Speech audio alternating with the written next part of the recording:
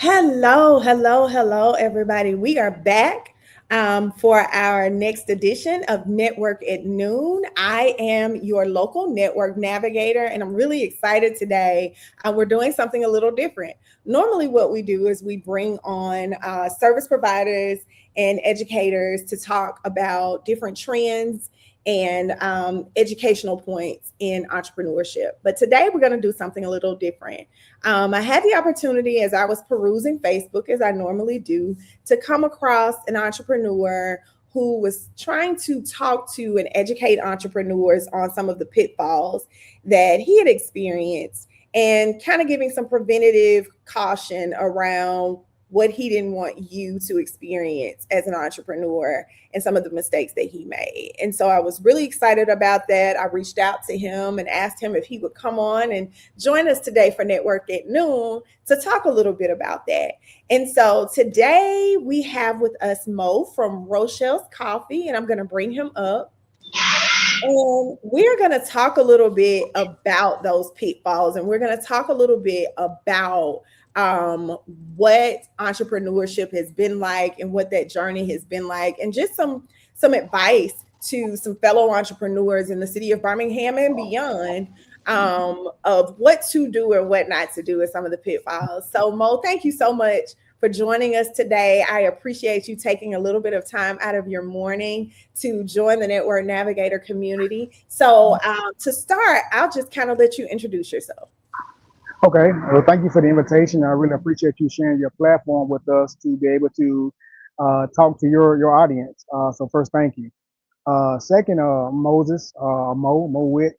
I've been an entrepreneur for about 10 years, but been in the coffee business for about 4 years.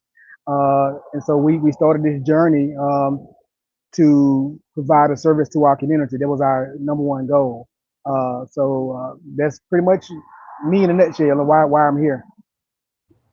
Okay, well, you've already kind of jumped into my first question about telling us about Rochelle's Coffee and what inspired you to start it. So, is there anything you want to add to that about what inspired you to kind of get into coffee? Like, why coffee? So what inspired me was coming out of the pandemic. I looked at my beautiful wife of almost 21 years, and I said we haven't dated in a while, and so we started intentionally dating at least once a week. And through that dating, breakfast dates, lunch dates, dinner dates.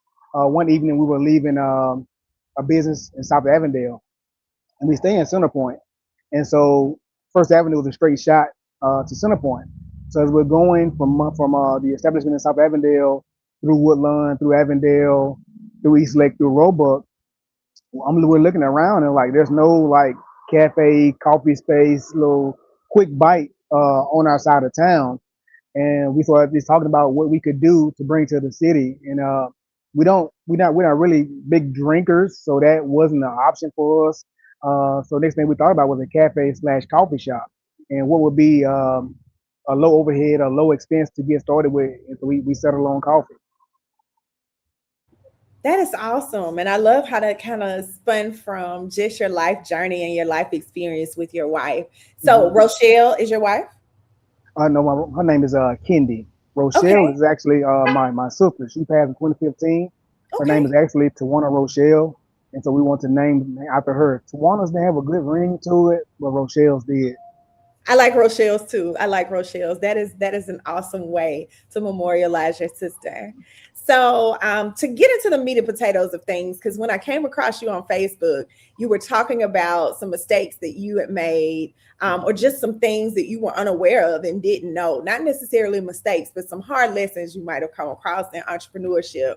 And so let's kind of kick it off with like, what's one mistake you made early in business that taught you a valuable lesson? One of the mistakes I made was not being organized, not having a plan for inventory, a plan for time management, a plan for understanding pricing. So there was a few, little mistakes here that kind of cost me, I would say, customers and guests over time not having those things properly in line. It's so interesting that you say that because I often have conversations with entrepreneurs who want to sell a product.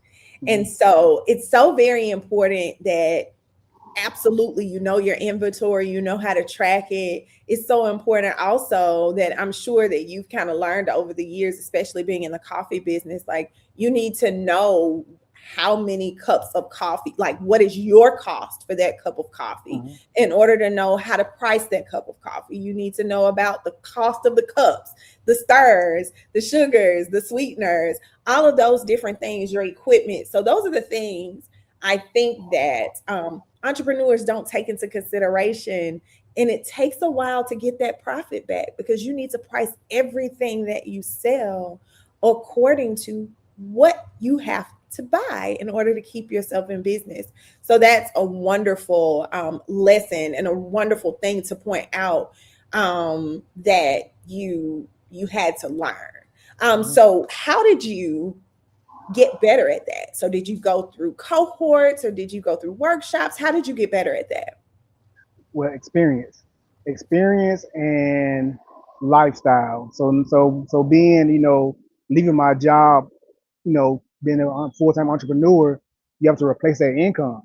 So if you're making $50,000 a year and you leave that, you got to replace the income in your journey. And so having the things come up in life that you can't take care of makes you step back and say, hey, if I'm going to continue this journey, I have to figure out how to make it work financially and have to have better eyes on my money.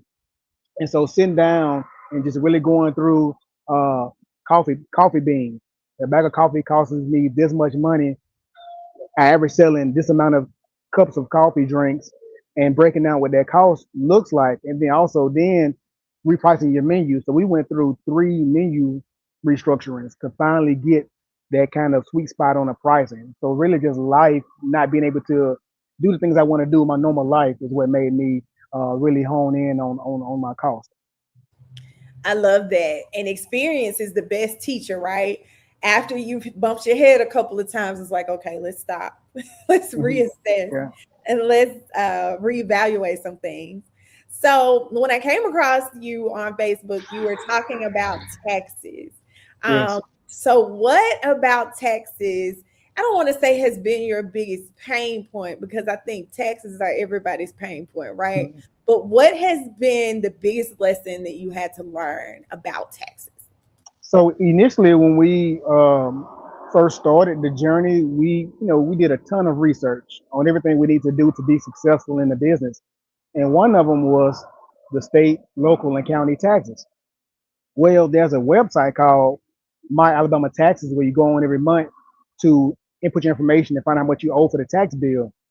Well, running the business is a lot, and so the first few months I did it myself. But again, it was a lot.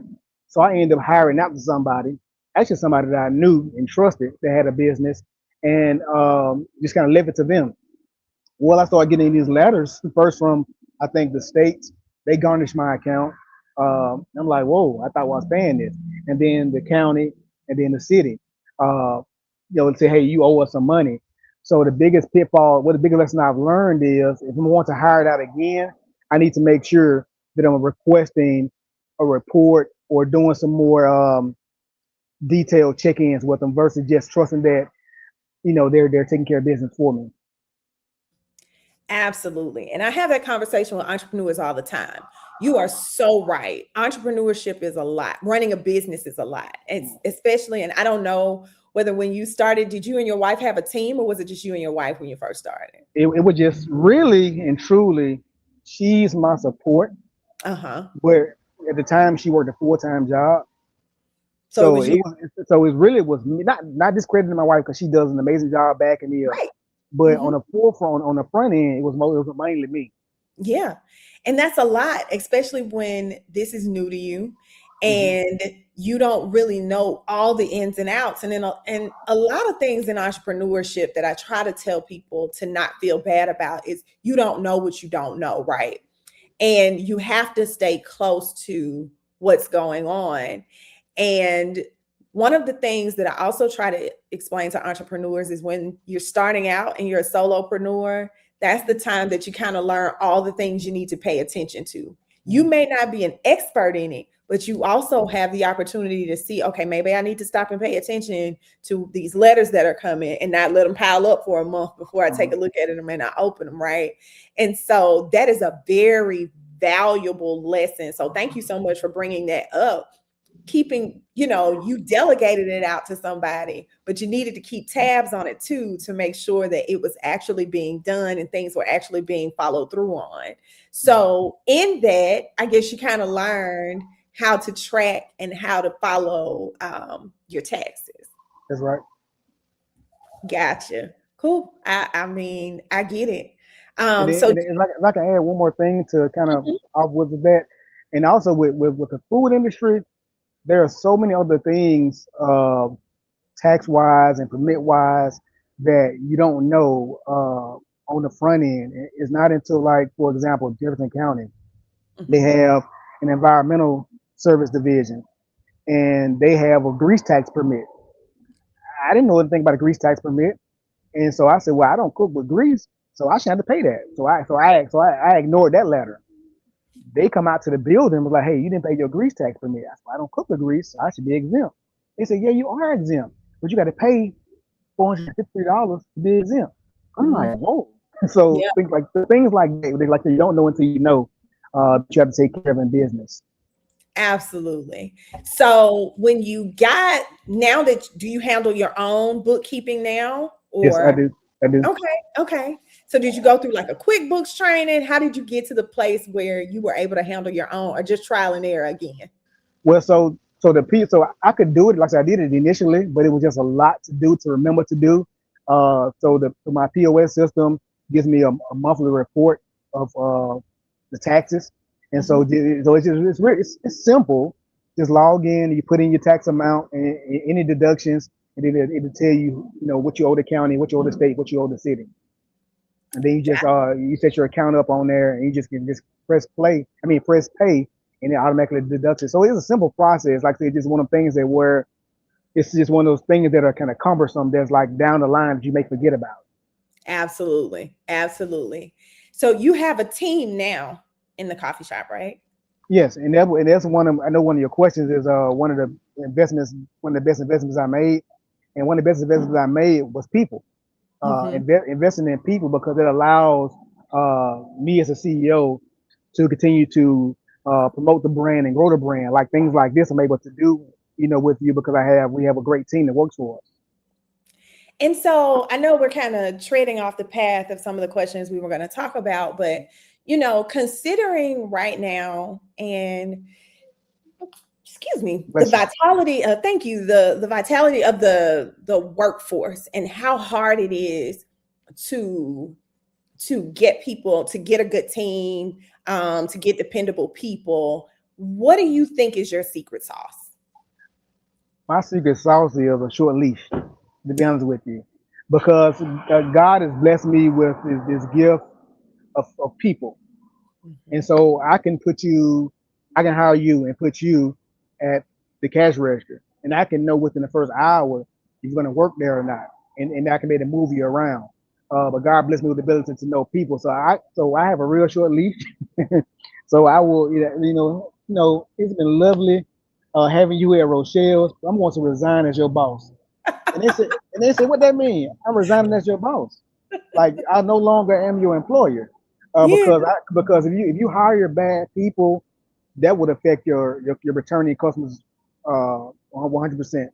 Yeah. So it took me a while to get through. Like, the team I have now is great, but it took me a while to get to them.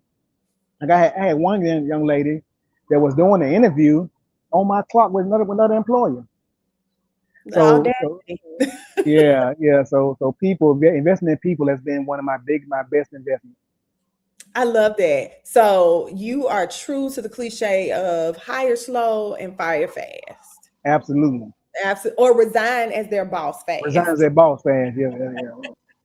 What is one of the biggest things that you wish that someone had told you before going into business? Like, what do you think would have changed like the trajectory of early stages of your business if someone had told you first?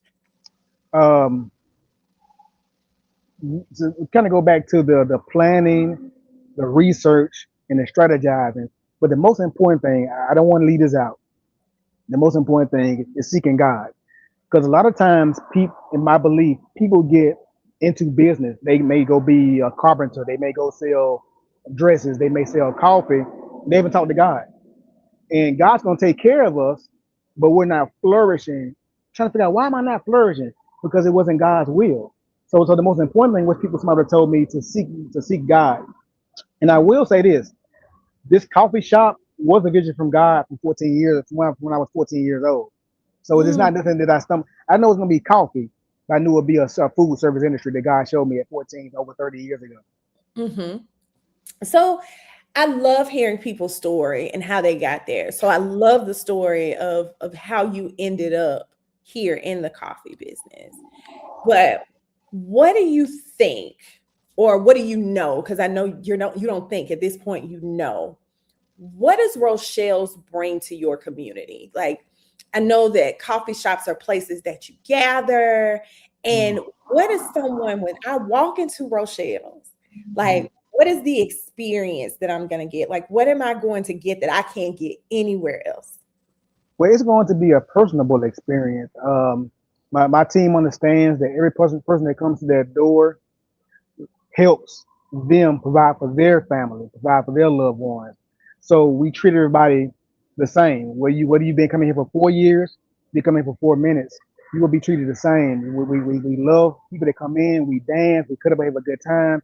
And Rochelle's is that community place in the city of Centerpoint where people come to connect.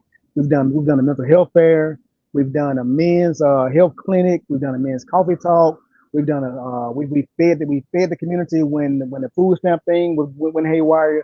So community, so Rochelle's all about community. We're really community focused. I love that. Um, what I also, and we're gonna wrap it up here. And thank you so much for just telling us your story, sharing your experiences. I think this has been amazing. But if you were just starting out, you were a brand new entrepreneur, you had this dream and you had this vision. What do you wish that, because there are a lot of resources in the city of Birmingham for entrepreneurs. But what is the one thing that you feel like is missing? Um, Financial literacy, and I know that that's a broad term, but understanding how to make your money work for you. Because no mistake that I made. Let's say I have a great week, and I go buy 2 cases of cups. It may take me 2 months to get rid of 2 cases of cups. Financial literacy will teach me that, okay, I got dead inventory. That money I got in the other case of cups could be working towards something else to make the business even better. So learning how to strategically use your finances that you make from your business to make it work better for you is something that's missing. Awesome. Amazing.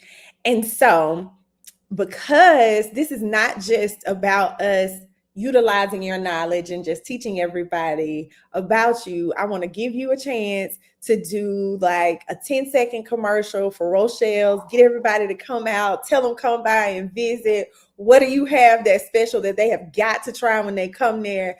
So 5, 4, 3, 2, 1, it's on you. Rochelle's is more than just coffee. We have the best grits this side of heaven. If you ain't never had grits like ours, you are missing out. As a kid say, line your grits up with your grandma grits, and our grits will win every single time.